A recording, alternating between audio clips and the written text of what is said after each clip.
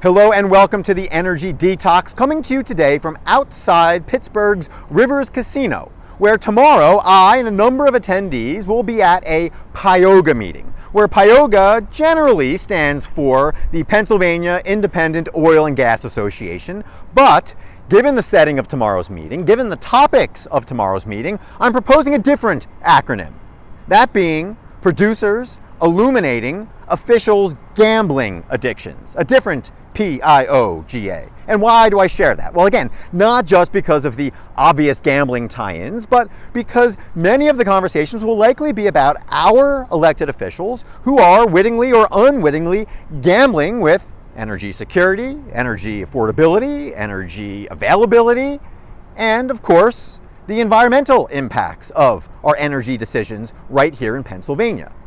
And while, again, many of those conversations will undoubtedly be interesting, maybe a little heated, that's not the point of today's episode of the Energy Detox. We're not going to dive into all of the ways that, again, our officials may be gambling with our energy that is right below our feet here in Pennsylvania. No, what I'm going to do is shift gears, as we usually do, to leadership in energy. And for that, I'm going to take a page, I'm going to steal, if you will, some themes that you're likely to hear from one of the producers that will be speaking tomorrow, that being Toby of EQT. And his themes undoubtedly will touch at least a little bit, if not a lot, on US LNG. In particular, his Unleash US LNG campaign, which again, for those of you who are not aware, stands for Unleashing United States Liquefied Natural Gas. Now, again, the point of today's episode of the Energy Detox is not to rehash all of the various talking points and arguments that Toby will make tomorrow and has been making for, about 2 years now regarding the positive impacts of US LNG when it comes to the environment and energy security and availability and affordability for our allies around the world. But no, what I'm going to do is take that and again force in another alternative acronym for US LNG that ties to you as a leader in the energy industry.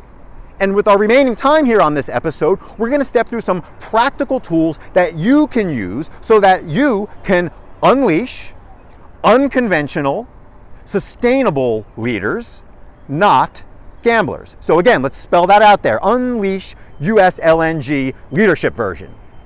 Unleash unconventional, sustainable leaders, not gamblers. And how are we going to do that? Well, again, we're going to pull in some gambling themes here. We're going to turn our attention to a topic, to a theme, to a book that we've discussed on several episodes of the Energy Detox, but that bear repeating again for no other reason than the PIOGA meeting tomorrow here at Rivers Casino.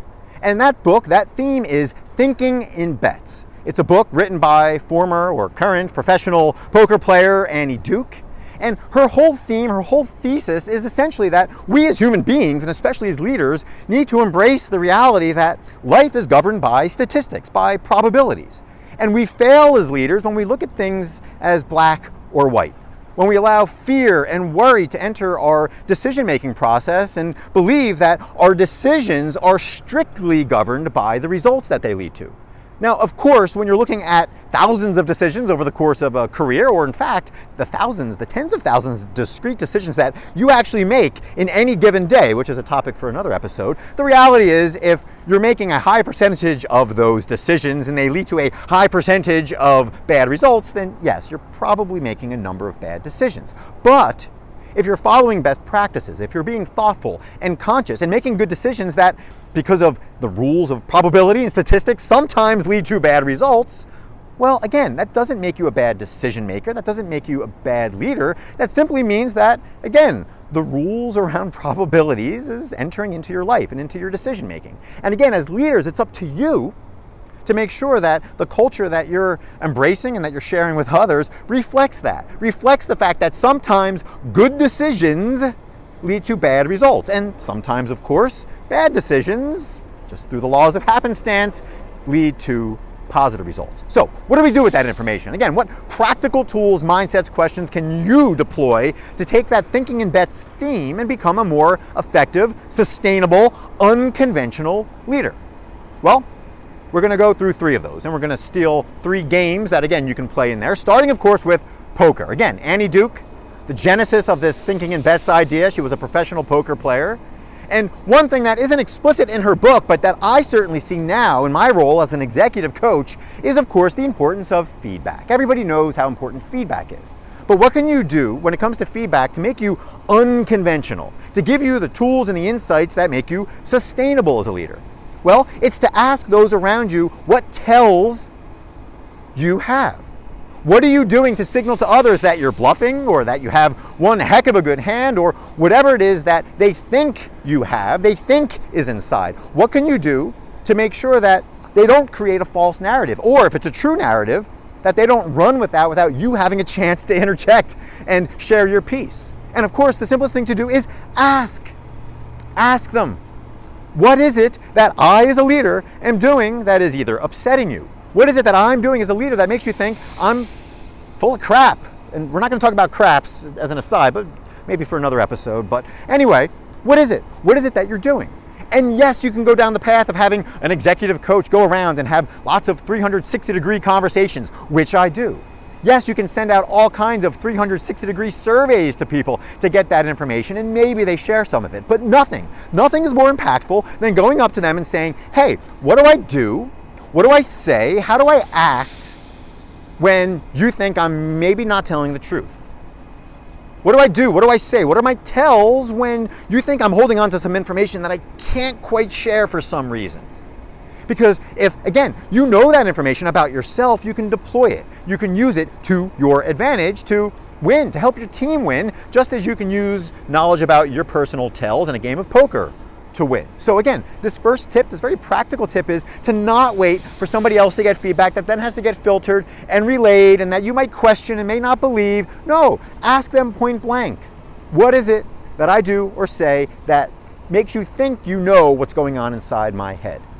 You do that enough, you encourage other people to do it, and again, now you have a culture where people are not just on guard against some of their, again, unwitting tells, unwitting signaling regarding something, but they're in control of that narrative. You can be in control of the perception that you are creating and that you want to have in your team and in your organization. With that, next game, second tip, roulette. Focus on roulette. And what are we going to say about roulette? Well, if there's one thing about roulette, more so than perhaps any other game, it's that the odds are very, very straightforward. They are right in front of you. There's no mystery. You're not pulling the handle on a slot machine. It's not craps, which again, we'll talk about in another episode, which again can get confusing for players who aren't aware. It's not like poker where again, you're dealing with that human element. And it's not like blackjack, which we'll talk about as our third tip or third inspiration, where again, some people maybe possess some tools which can tilt the odds in their favor, or at least closer to being in their favor. No, roulette is front and center. The odds are there. And so the question for you, the tip for you from a leadership standpoint, is that if you want to be an unconventional leader, you use those odds. You use odds in your daily language, in your vernacular, when you're sharing. You don't allow other people unnecessarily to fall into that trap that we talked about a couple minutes ago of thinking only in black and white terms. When you're asking somebody whether or not some new initiative, some new project, some new vendor, some new approach, some new completion design, some new drilling technique is going to work or not, don't be the leader who says, is this going to work? Or do you think this is going to work? Demand that the people on the other side who you're asking that question of share, hey, this is the odds. These are the odds of this working. I think there's an 80% chance that this is going to work, and if it doesn't, this is what it's going to cost us. That's a fruitful conversation, but it's got to be driven by you as a leader. Because conventional leadership and understandable leadership, but certainly not sustainable leadership, means that you're saying, hey, is this going to work? Yes or no? What do you think? You're pinning people down. You're creating fear. And when you do that, again, you're not going to get the best results. You're not going to get innovation. You're not going to get free-flowing thinking. You're going to get short-sighted decisions, fearful responses, fearful answers that limit the odds of you innovating, making progress, and growing. So again, channel your inner roulette wheel. Be as transparent as possible about the odds. Don't leave it a mystery. Trust that your people, both from a gut standpoint and certainly from their knowledge and experience, can come up with some statistical guide on whether they think something is going to work or not. And again, you will have a less fearful, more open and innovative culture I promise you. Third, final tool, third, final game, and that is blackjack. What's the lesson when it comes to blackjack? Well, as we just said a couple minutes ago, with blackjack, you have a game where if you can count cards or at least pay attention and remember what cards you've already seen, you can start to tilt the odds in your favor, at least a little bit closer to being in your favor. And so what's the lesson from a corporate standpoint? If you as an energy leader can take one lesson from blackjack, it's to empower your people to look for those little things that, of course, tilt the odds in your favor. To focus on the things that you need to focus on. If you don't have to worry anymore about a 2 or a 5 or a 7 showing up because they've already been shown, you as a leader need to make sure that people set those aside, they ignore them, instead of continuing to march through all of the distractions, all of the odds, all of the potential things that can go wrong when you've already eliminated a number of cards, if you will, that aren't going to pop up. But again, from a leadership standpoint, you need to be the one saying, hey, what do we not need to worry about? It's very easy from a safety conscious culture, which again, we have here in the energy industry, which is good, to always focus on all the things that could go wrong, all of the things that could happen. But ask the opposite question. That's what unconventional leaders do. That's what sustainable leaders do, who don't waste time on things that no longer matter. They say, hey, what do we no longer have to worry about? Because once you ask that question, the next follow-up is, well, who might still be worrying about it? Who is still spending money, time, energy worrying about things that we've already seen, we've already done? That helps you focus. That helps your team focus. But again, it's very easy to miss in a fast-paced industry that is governed, again, for good reason, by safety. So take some lessons from blackjack. Tilt the odds in your favor by eliminating the things you've already seen that you don't need to worry about, so that you can focus on those things that are actually going to make a difference, so that, again, you and your team can win. So with that, I hope you take these 3 lessons. I hope these 3 questions or filters help you. I think at a higher level, you continue to think in bets, again, a message that you'll continue to hear here on the Energy Detox, and that you don't fall into the trap of conventional leadership where everything is black and white, where you instill fear in your people and you don't help them think probabilistically, think statistically, and think in bets. So with that, if you look forward to continuing this conversation on leadership, or some of the conversations about the ways in which producers are or should be illuminating the fficials, gambling addictions, if you will, then happy to have that conversation at the PIOGA meeting this week. And always happy to talk about how you, as a leader, can help unleash unconventional, sustainable leaders, not gamblers. With that, I hope you join me, Joe Sinnott, on a future episode of the Energy Detox. And in the meantime, I wish you the very best of luck.